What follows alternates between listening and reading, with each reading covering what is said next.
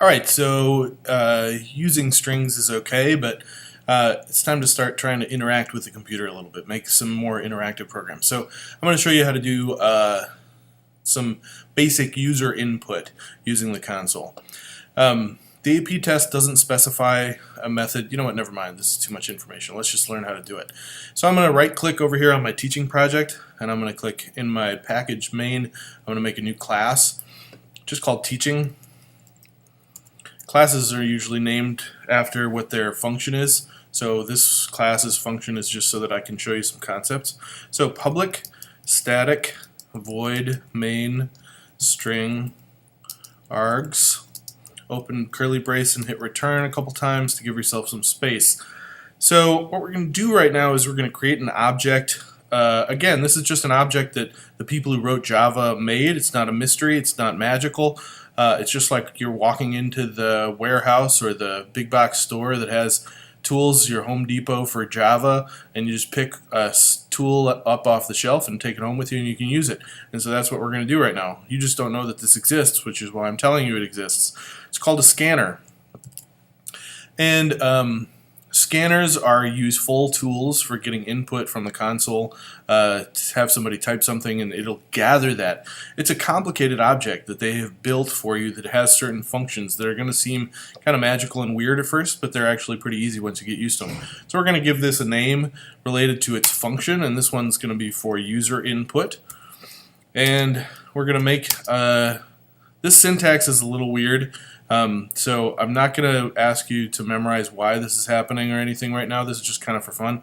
So you type new scanner, and then we say we want it to listen to the system's input, like whatever the system has as input. So this is the keyboard, system.in. So we're going to import this into our project. This means the reason you have to sometimes import things into a project is because there's this huge library of tools out there, and if all of the tools were imported into every project, regardless of whether or not that project used them, your program would be filled with extra bloat.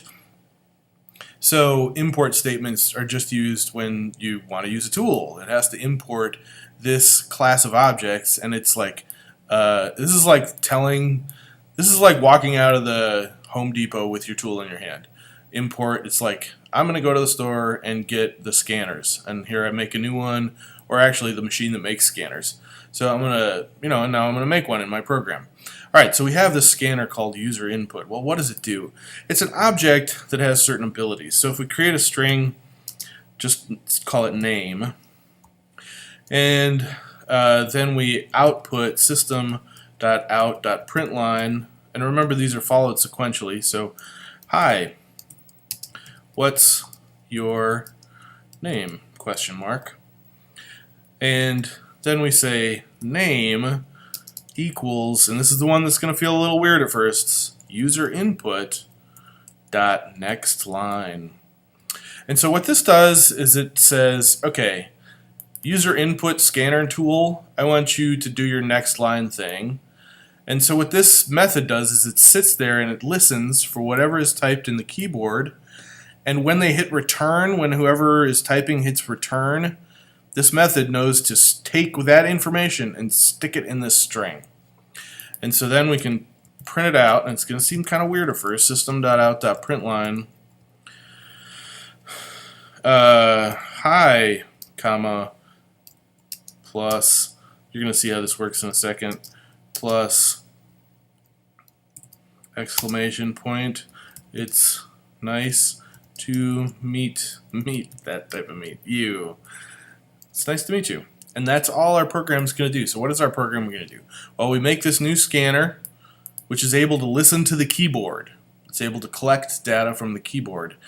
And just, you just kind of have to accept that it exists and it's out there in the store waiting for you to take it home. User input equals new scanner system in. So I'm just saying, like, please listen to the system in. I'm not going to talk about this quite yet, this keyword. Don't worry about it. It's just a syntax that you have to kind of type in just so that you can play with the scanner right now. And then we create a string, which is just a container for a string of characters. And then we prompt the user through the console and we say, hey, what's your name?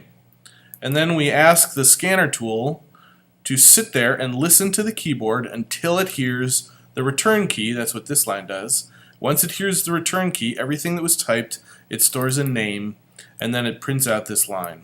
So if we run our program right now, the console will pop up and it says, "Hi, what's your name?" And I can type whatever I would like, Joel, and I hit return. It's going to generate that line of text. "Hi, Joel, it's nice to meet you." If we ran it again, we could type anything we like. "Hi, what's your name?" "Frank." "Hi, Frank, it's nice to meet you." So have fun playing around with the console. See if you can create a bunch of strings and enter a bunch of biographical information, not unlike this. And then at the end, have it, after it prompts the user over and over for different information, have it print out all of the biographical information and try and use some of the methods like dot equals and index of and compare to and stuff to have it print out some interesting information. Okay, that is how to use the JavaUtil.scanner, the scanner class of objects, or at least a little bit about the scanner class. The scanner does a lot more things than that, but this is how to do some basic stuff.